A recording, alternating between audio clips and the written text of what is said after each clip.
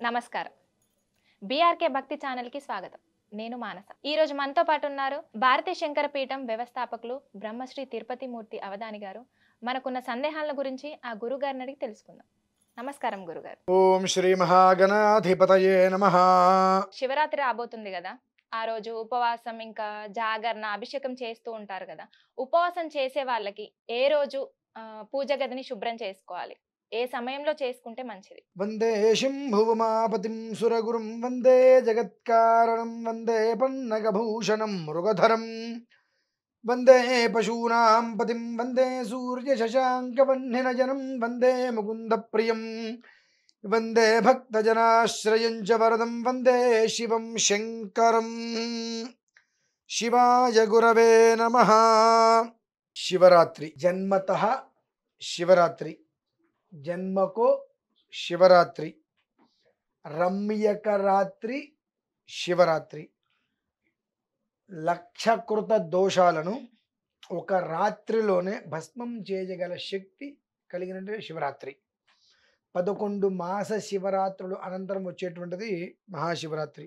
అందులోనూ కాలచక్ర గమనాన్ని అనుసరించి ఈ శివరాత్రికి సార్థక నామకరణం అశీతి శివరాత్రి అని అంటారు. అనగా 80 సంవత్సరముల తర్వాత ఇప్పుడు మళ్ళీ ఈ శివరాత్రి మనకు ఆపాదించింది. వస్తాయి 200 ఏళ్ళకి 300 ఏళ్ళకి అలా కూడా వస్తుంటాయి కొన్ని కొన్ని. మరి 80 సంవత్సరాలంటే తక్కువనే కదా అనిపించవచ్చు. ఈ 80 సంవత్సరాలలో కూడా దీనికి వృత్తాంతం ఏమిటి అంటే మీరు అడిగిన ప్రశ్నకి నేను వృత్తాంతం చెప్పిన తర్వాత చెప్తానమ్మా. ఓకే. అష్టభైరవులు అని చెప్పి శివుడి దగ్గర 8 మంది భైరవులు ఉంటారు. ఈ 8 మంది భైరవులు కూడా ఒక్కొక్క శివరాత్రికి ఒక్కొక్కసారిగా ఆవర్తనం అంటారు, అంటే తిరుగుతూ ఉంటారు. ఆవర్తి అంటే కాలచక్రంలాగా తిరుగుతుంటారు. అలా ఒక్కొక్క భైరవుడు 10 సార్లు తిరుగుతారు. ఆ తిరిగినప్పుడు వచ్చేటువంటి గమనం ఏదైతే ఉంటుందో చివరిది ఇప్పుడు 80వ సంవత్సరంలో సంహార భైరవంతో మనకు శివరాత్రి ఆపాదిస్తుంది. దీనివల్ల ఏంటి ఉపయోగం? ఇతఃపూర్వం మనకు క్రోధన భైరవుడితో ఒకసారి వచ్చింది, రురు భైరవంతో ఒకసారి వచ్చింది, చండ భైరవంతో ఒకసారి వచ్చింది. ఈ సంహార భైరవంతో కూడా ఈ వచ్చినప్పుడు ఏమవుతుందంటే ప్రళయకాలం అనేటువంటిది ఏర్పడుతుంది. ప్రకృతిలో ప్రకోపాలు, ఇబ్బందులు రావడాలు అటువంటివి. ఇప్పుడు ఈశ్వరుడు కాలాగ్ని రూపంలో సంహార భైరవుడు తోడుగా నిలబడి ఉన్నాడు. ఒక నెల 15 రోజుల క్రితం ఇదే విషయాన్ని మనం వివరించుకోవడం జరిగింది. నెల 15 రోజులు వెనక్కి వెళ్తే ఏవైతే మనం చెప్పుకున్నామో ఇప్పుడు ఈ నెల 15 రోజులుగా అగ్ని ప్రమాదాలు విపరీతంగా చూస్తున్నాం.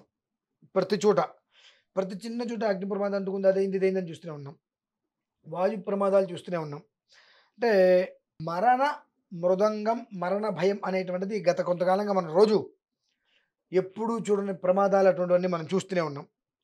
ఈ కాలకాలుడు, కాలాతీతుడు, నేత్ర త్రినేత్రుడు, కాల త్రికాలుడు, శూల త్రిశూలుడు అయినటువంటి ఈశ్వరుడు కాలాగ్ని రూపుడై సంహార భైరవుడు తోడుగా నిలబడి ఉన్నాడు. ఇవి ఒక్కొక్కసారి వచ్చినప్పుడు కొన్ని కొన్ని ప్రమాదాలని మీదకి తీసుకుని వస్తూనే ఉంది. మనం ఇబ్బందులు పడుతూనే ఉన్నాం. భగవంతుడి యొక్క దయ వల్ల మళ్ళీ బాగుపడుతూనే ఉన్నాం. అయినప్పటికీ మనకి ఏమాత్రం బుద్ధి, జ్ఞానం, సిగ్గు, ఎగ్గు ఏవి లేకపోవడం వల్ల మళ్ళీ యథావిధిగా మనం చేసే దరిద్ర పనులన్నీ మనం చేస్తున్నాం. మనం ఎందువలన ఒకవేళ పుణ్యం చేసుకుంటే బాగుపడతామేమో. బాగుపడితే ఎట్లా? అందరూ బ్రతకాలి కదా. మనం పాపం చేసుకొని అనారోగ్యాలు అన్నీ వస్తేనే కదా అందరూ బాగుపడేది. కాబట్టి ఈ పాపాలు మనం ఎప్పుడూ చేస్తూనే ఉంటాం. అంటే ఎందుకు ఈ మాట చెప్పవలసి వస్తుందంటే అమ్మా, కాలచక్రవశాత్తు ఎవరు ఎలాంటి ప్రమాదం కొని తెచ్చుకోవద్దు. శివరాత్రి ముందు రోజు మొత్తం అంతా బాగు చేసుకొని శివరాత్రి 26 తారీఖు ఉదయం నుంచి 27 తారీఖు ఉదయం వరకు 24 గంటల సేపు ఏకధాటిగా ఈశ్వరుడి నెత్తి మీద ఉదకం అంటే నీరు పోస్తూ ఉండండి. ఇంకొక పని మనం పెట్టుకోవద్దు. ఓం నమ శివాయ, ఓం నమ శివాయ, ఓం నమ శివాయ. ఇంకొక 1000 రకాల మంత్రాలని మనం తెచ్చుకోవాల్సిన అవసరం లేదు. ఈ ఓం అనేటువంటి నాదాన్ని పక్కన పెట్టి నమశివాయ అనేటువంటి 5 అక్షరాలతో కొన్ని రకాల ప్రయోగాలు చేస్తే బ్రతుకున్న మనిషిని చంపేయచ్చు. ఇక వెంటిలేటర్ మీద బ్రతుకుతున్నాడు, ఆ వెంటిలేటర్ తీస్తే మనిషి చనిపోతాడు అంటే 8 సంవత్సరాల ఆయుష్ ధారపోయచ్చు. కేవలం 5 అక్షరాలు. ఆ 5 అక్షరాలని చక్కగా స్మరించుకుంటూ ఇంత శివలింగం చిన్నది బటన్ వేలు అంత ఆ శివలింగం, స్ఫటిక శివలింగం ఇంట్లో పెట్టుకొని అనునిత్యం అభిషేకం చేసుకునే విధానం ఒకటైతే, ఆ శివరాత్రి 24 గంటల సేపు ఏ నద్యౌ పృథివీ చాంతరిక్షం చ ఏ పర్వతా ప్రదిశో దిశశ్చ తేనేదం జగద్వ్యాప్తం ప్రజానాం తన్మే మనస్సివ సంకల్పమస్తు. ఎక్కడైనా సరే భూమి అనేటువంటి ప్రాంగణం మొత్తం మీద కూడా ఎక్కడా కూడా ఎలాంటి ఉపద్రవాలు లేకుండా, ఏ మనిషికి అతివృష్టి అనావృష్టి అనేటువంటి బాధలు తగలకుండా ప్రతి మనిషి కడుపు నిండా తినేటువంటి భాగ్యాన్ని ప్రసాదించు తండ్రి. నా సంకల్పం ఇదే. నేను క్షేమంగా ఉండాలి, నా చుట్టూ ఉన్న వాళ్ళందరూ కూడా సుఖ సంతోషాలతో, ఎవ్వరికీ ఎలాంటి ఇబ్బందులు లేకుండా ఉండాలి స్వామి. నమస్కారం చేసుకొని చక్కగా అభిషేకం చేసుకోవడం. ఇకపోతే జాగరణ ఒకటి, ఉపవాసం ఒకటి. ఉపవాసం అనేటువంటిది నిషిద్ధమైన విషయం, పనికిరాదు. ఉపవాసం పనికిరాదు అంటున్నారేంటి? చాలామంది ఉపవాసాలు చేయండి, ఉపవాసాలు చేయండి అంటారు. చెప్పే వ్యక్తి కాస్త అన్నం తినాలని కోరుకుంటాను నేను. ఉపవాసం చెయ్యండి అని చెప్తారు కదా, ఆ వ్యక్తి కొంచెమైనా అన్నం తినాలని కోరుకుంటా. ఎందువలన? ఉపవాసం అంటే ఏంటమ్మా? ఉపహ అంటే రోజు తినేటువంటి పదార్థం కన్నా తక్కువగా తిని ఎక్కువగా భగవంతుడి దగ్గర కూర్చోవటం.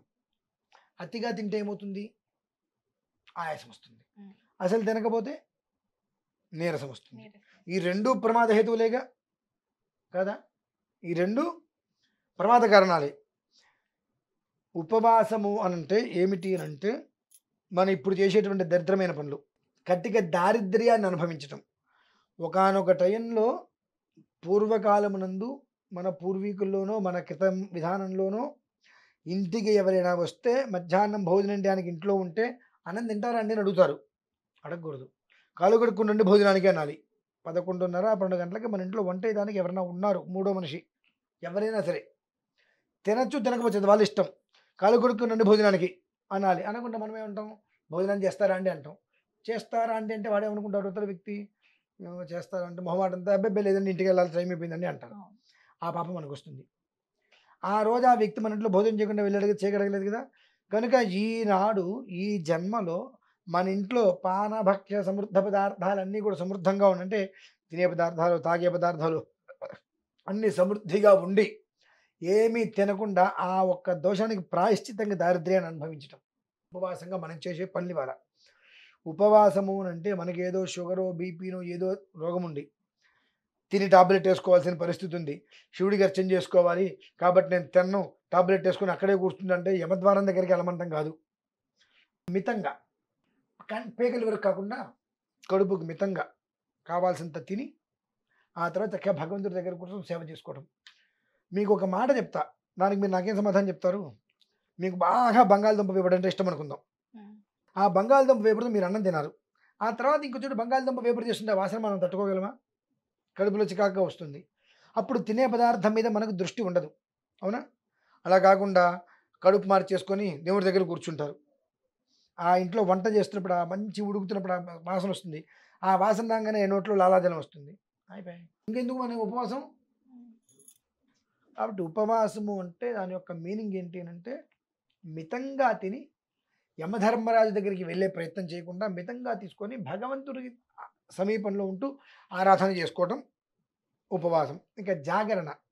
ఉపవాసం అంటే నార్మల్‌గా అందరూ ఉపవాసం అని చెప్పి ఇంకా ఫ్రూట్స్ మార్నింగ్ నుండి నైట్ వరకు ఇంకా తింటూనే ఉంటారు. దాన్ని ఒక ఉపవాసం రైస్ అంటారమ్మా. మళ్ళీ కాకుండా. దాన్ని ఉపవాసం అంటారమ్మా.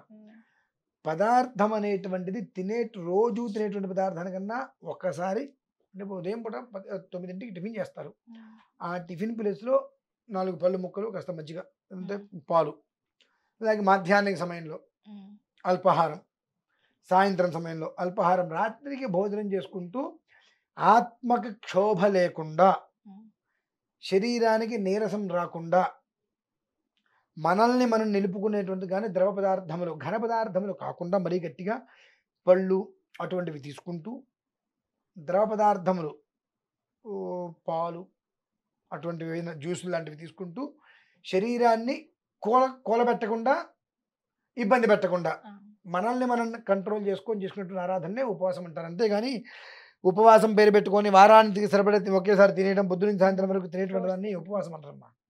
అలా అని చెప్పి పూర్తిగా నేను పచ్చి గంగ కూడా కొంతమంది అంటారు, సిగ్గు లేకుండా మాట్లాడతారు. ఏమైనా మాట్లాడారు, నేను కార్తీక మాసం ఉపవాసం అండి పచ్చి గంగ కూడా ముట్టుకొని చెప్పి నీ కర్మ ఎంత పాపం చేశారో భగవంతుడు ఏ జన్మలో ఇప్పుడు శిక్ష అనుభవిస్తున్నా అనుభవించమంటాం మనం కూడా. ఇకపోతే జాగరణ. ఈ జాగరణ పరిస్థితి ఏంటి? అందరూ మేము జాగరణ చేస్తామంటారు. ఏం చేస్తారు? భూకైలాసనం 2, 3 సినిమాలు పెట్టుకొని జాగరణ చూసి పొద్దున్న 7 గంటలకల్లా పడుకుంటారు. ఇంకెందుకు ఇవాళ నుంచి చేసి మొత్తం దండగ. రాత్రి సాయంత్రం 6 నుంచి ఉదయం 6 గంటల వరకు విశేషమైన కాలం. ఆ కాలంలో ఈశ్వరుని రకరకాలుగా ఆరాధన చేసుకుంటూ లింగోద్భవ కాలంలో స్వామివారికి అన్నాభిషేకం చేసి తెల్లవారులు ఒక రుద్రహోమం చేసుకుంటూ 6 గంటల వరకు స్వామివారికి అర్చన చేసుకొని 6 గంటల తర్వాత స్వామివారికి బిల్వార్చన చేసుకొని ఆ తర్వాత కొంతమంది శాంతి కళ్యాణం చేస్తారు. అది చేసుకొని స్వామివారికి మహానివేదన పెట్టి ఆ ప్రసాదం తీసుకొని విశ్రాంతి తీసుకోవాలి. అంటే 9:30, 10 తర్వాత ఆ ప్రసాదం భోజనం చేసుకొని అప్పుడు మనం విశ్రాంతి తీసుకోవాలి. కానీ మనం ఏం చేస్తున్నాము? జాగరణ అనగానే రాత్రి 9:00కో 10:00కో సినిమాలు పెట్టుకుంటాం. సినిమాలో అవును. ఉదయం 4 అంటే 5 వరకు సినిమాలు చూస్తున్నాం. 5కి పడుకుని నిద్రపోతున్నాం. జాగరణ పుణ్యమేమో కానీ అమ్మ ఇటువంటి అర్ధార్చన చేయటం వలన అర్ధ జాగరణ వీటిని అంటారు. ఇటువంటివి చేయటం వలన పూర్వంలో చేసుకున్న పుణ్యం కూడా మొత్తం వినాశనం అయిపోయి ఇంత పెద్ద పాపాన్ని జాగ్రత్తగా మూటకట్టి దానికి నెంబర్ లాకేషన్ ఎత్తి మీద పెట్టుకున్న మహాపరాధం మనం తెచ్చుకుంటాం. కాబట్టి వృద్ధులకి, పిల్లలకి, గర్భవతులకి జాగరణ అవసరం లేదు. ఓకే. జాగరణ అవసరం లేదు. మిగిలిన వాళ్ళకి, మనలాంటి వాళ్ళకి జాగరణ చేయకపోతే మహాపాపం, వాళ్ళు చేస్తే పాపం. ఎందువలన? వృద్ధులు కానీ, పిల్లలు కానీ, గర్భవతులు కానీ వాళ్ళ యొక్క ఆరోగ్యాన్ని అనుసరించి విధానం ఉంటుంది. పిల్లలు వాళ్ళకి ఏం తెలుసు ఎప్పుడు పడుకోవాలి, ఎప్పుడు తినాలో. కాబట్టి వాళ్ళు కొట్టి తిట్టి మొహం మీద నీళ్ళు చల్లి జాగరణ పెడతామంటే మహాపాపం. అటువంటి పనులు చేయకుండా ప్రశాంత చిత్తంతో ఉండటం అనేటువంటిది మీకు, మాకు, బయట వాళ్ళకి, ఇంట్లో వాళ్ళకి, చూసే వాళ్ళకి అందరికీ కూడా ఉపయుక్తంగా చేస్తేనే చేసే పని భగవంతుడు హర్షిస్తాడు. పిల్లలు పడుకుంటే మొహం మీద నీళ్ళు చల్లుతాం, ఏ పాపం అంటారు. మళ్ళీ కాసేపు చూస్తారు, మళ్ళీ పడుకుంటారు, మళ్ళీ నీళ్ళు చల్లుతాం. మనకి బుద్ధి ఉంటుంది కొంచెమైనా. అలానే పెద్దవాళ్ళు, నాన్న లే అభిషేకం. వయస్సులో వృద్ధులు, వారికి ఏదో శరీర అవస్థలు చాలా ఉంటాయి. వాళ్ళు ఇవాళ కాదు నిత్యం జాగరణే పాపం వాళ్ళ బ్రతుకంతా. మనసులో పడిన తర్వాత వాళ్ళు సుఖంగా పడుకుంది ఏదైనా ఉంటుందా? నిత్యం ఉపాసనే, ఉపవాసం నిత్యం. అంటే ప్రతిరోజు కడుపుండా అన్నం తినలేరు, ప్రతిరోజు కంటిండా పడుకోలేరు. వాళ్ళు నిత్య జాగరణ చేస్తున్నారు. ఆ రోజు జాగరణ చేయాల్సిన అవసరం ఉంది వాళ్ళకి. గర్భవతులు, వాళ్ళ కడుపులో ఉండేటువంటి పిల్లవాడికి ఆరోగ్యం దృష్టిలో ఉంచుకుని వాళ్ళు విశ్రాంతి తీసుకుని శ్రేయస్కరం. కాబట్టి ఈ ముగ్గురికి జాగరణ లేదు. మిగతా వాళ్ళందరూ జాగరణ అనేటువంటిది ఈ సినిమాలు చూడటం కాకుండా ఈశ్వరారాధన చేసుకుంటూ రాబోయేటువంటి పెను ప్రమాదాల నుంచి తప్పించు భగవంతుడా అనుకుంటూ 24 గంటలు 26వ తారీఖు ఉదయం 6 నుంచి 27వ తారీఖు ఉదయం 6 గంటల వరకు పూర్తి 24 గంటలు ఓం నమః శివాయ అనుకుంటూ ఆ ఈశ్వరుడు నెత్తి మీద నీరు పోస్తూ ఆయన ధ్యానం చేసుకుంటూ ఆయన స్మరించుకుంటూ ఉండగలిగితే ఖచ్చితంగా ఆ యొక్క పుణ్యం అనేటువంటిది ఆ ఒక్క జీవికి తదనంతరం 7 జన్మలు ఇస్తుందమ్మా. అంటే 7 తరాలు ఆ పుణ్యాన్ని ఆయన భగవంతుడు ఇస్తారు ఖచ్చితంగా. అది విషయం. శివుడికి అంటే అభిషేకం అంటే ఇష్టం అంటారు కదా. ఓన్లీ వాటర్ తోనే చేయవచ్చా? ఇంకా పంచామృతాలు అట్లా వాటితో కూడా 24 రకాల అభిషేకాలు ఉన్నాయి. మన శక్తి. ఇప్పుడు చెరుకు రసంతో అభిషేకం చేయండి అంటాం. ఎంత చెరుకు రసం కావాలంటే 1 లీటర్ సరిపోతుందా అంటారు. నీటితో అభిషేకం చేయండి అంటాం. 1 లీటర్ సరిపోతుందా అడగరుగా. ఒక బకెట్లో 2 బకెట్లో 10 బిందెలు తీసుకొచ్చి పెట్టేస్తారు. నీకు ఏది ఓపిక ఉంటే ఆ ద్రవ్యం తీసుకొచ్చి పోయి. ఎందుకంటే తేనె తీసుకున్నానంటే ఎన్ని కిలోలు కావాలి వెంటనే. సరే మన శక్తి అనుసరం 10 కిలోలు తీసుకొచ్చి పెడదాం. ఎంత కావాలండి అంటారు. ఎంత కావాలి నువ్వు అడిగి ఎప్పుడైతే చేసావో నీకు ఫలితం రాదు. అడగాలి. ఎట్లా అడగాలి? ఏ బాబు తేనె తీసుకురా. తీసుకొస్తాను గురుగారు. ఎంత కావాలి? ఎంత కావాలి గురుగారు? తీసుకొని వస్తా. డిఫరెంట్ తెలుసా మీకు? ఒకళ్ళింటికి భోజనానికి వెళ్ళారు. నేను మా గురువు గారు 4 వెళ్ళాం. వాళ్ళు చాలా సాత్వికులు. ఏదో 4 పచ్చడి మెతుకులతో వాళ్ళు తినేవాళ్ళు. తలుపు కొడితే తలుపు తీశారు. అయ్యా ఇప్పుడు నేను నా పిల్లలు 10 మంది విద్యార్థులు వచ్చాము, మీ ఇంటికి భోజనానికి వస్తామన్నారు. రండి గురువుగారు ఎంతమంది అని అడిగారు.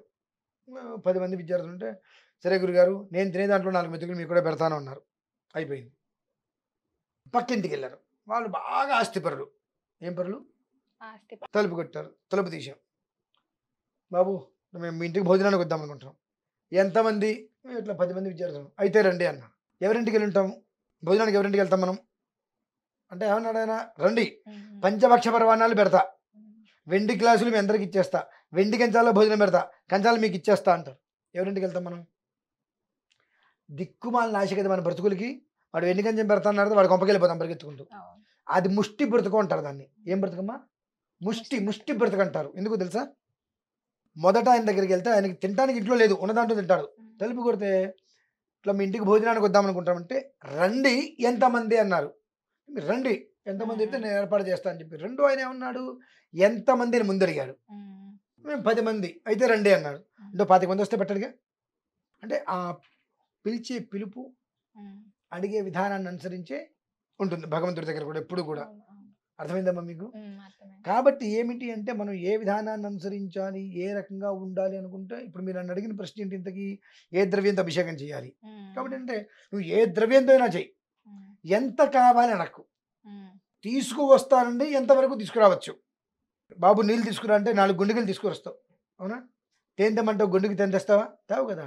వామ్మో అది ఎంత అవుతుంది అని. కాబట్టి నీ మనస్సుకి ఎంత అయితే నేను ఇవ్వగలను అనుకుంటే ఆ ద్రవ్యంతో అభిషేకం చెయ్యి, అంతేనమ్మా. చాలా చక్కటి విషయాన్ని తెలియజేసినందుకు నమస్కారం గురు. పరమేశ్వర.